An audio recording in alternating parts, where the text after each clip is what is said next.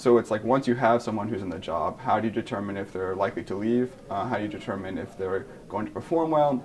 How do you find out what makes a good team? And so increasingly, even in pretty high-skilled jobs, they're using sophisticated analytic techniques to kind of figure out like, all right, what are the dynamics of a team that seem to be most productive? Can we identify the person within the team who seems to be most crucial?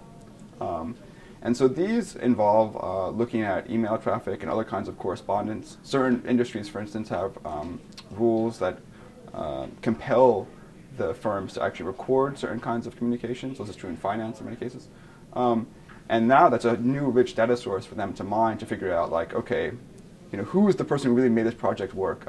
Who's the person we should promote because we get a sense that this is a manager?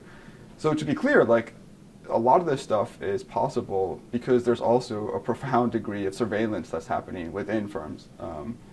And it can have pretty serious effects both on whether you get hired, whether you get promoted, your ability to get a raise, things of this sort. And there are evaluations that aren't typical to that kind of previous era, which were not as much based on these kind of models, right?